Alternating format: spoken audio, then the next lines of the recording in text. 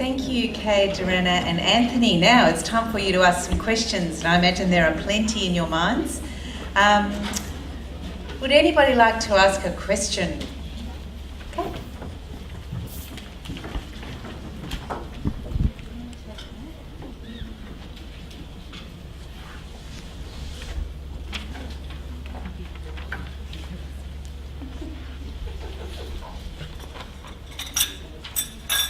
Thank you. I'm here from the UK, and thank you very much for your presentations, folks. I've really very much enjoyed those. Thank you. Can I just ask about some work we've been doing in the UK, which has a resonance with what you're doing, perhaps, especially in relation to the way practitioners are beginning to perceive themselves as persons who can enact change within their organizations because they own the day-to-day process aspects of what they do and are beginning to challenge the top-down directives, the structural directives that have been given to them. And there's a tension there, but it's exemplified with the last speaker's point about the reality of the flesh, about being able to challenge, being a new practitioner is beginning to challenge.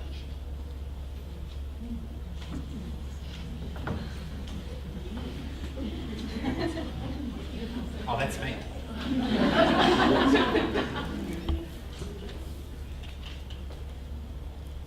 Yes. You go to that. I don't know what the question was. Well, did you find that people were accepting or challenging?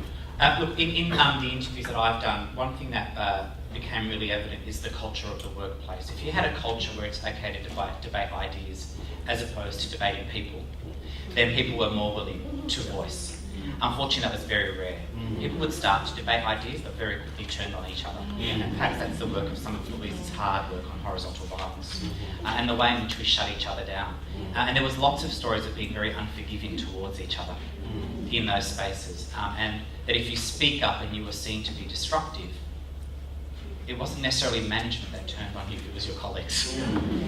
So there were two particular participants who I would call healthily disruptive, who despite that adversity continued to go because it was linked to their beliefs and deep understandings around the role of early childhood pedagogy, but also the notion of who they are as professionals. And they saw healthy debate and, particularly trying to create change was very much driving it up because they had to convince above before they could convince horizontally.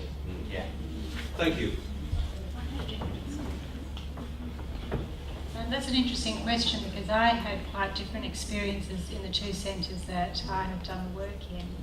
And in one of the centres where the director was highly visible but strong, but also very inclusive, what I found was that staff all felt very highly valued, and that valuing seemed to change the way they approached the situations. And in that particular set of interviews, there had been obviously a difficult situation had occurred a few months earlier.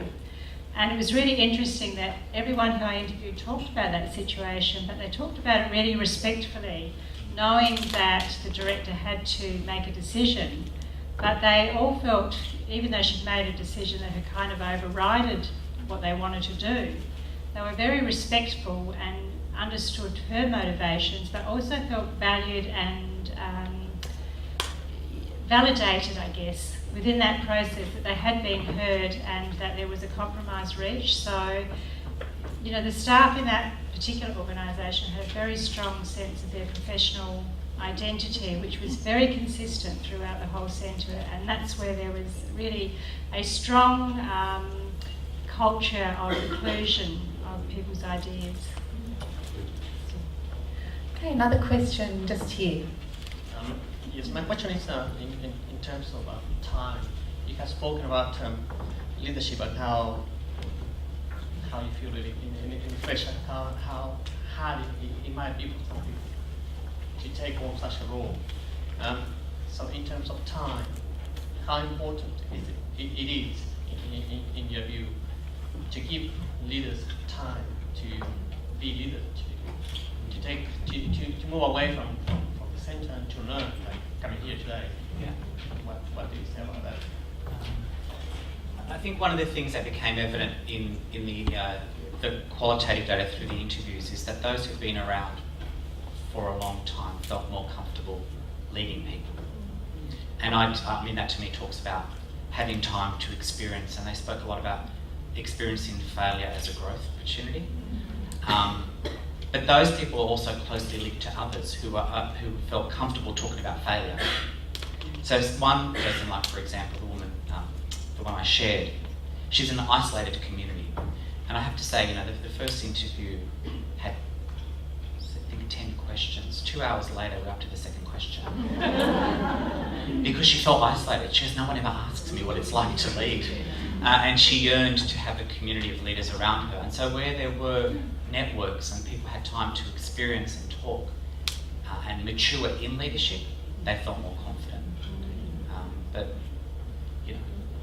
I kind of think that we set people up to fail, to be quite honest, in early childhood, because we escalate people very quickly out of desperation. That it's kind of, is that bad to say? I just wouldn't have had time to shop for the outfit. So. Well, yeah, and it's very, I mean, as people say, it's very lonely up the top. And particularly was for those women who went from like room leader to director. They were extremely lonely.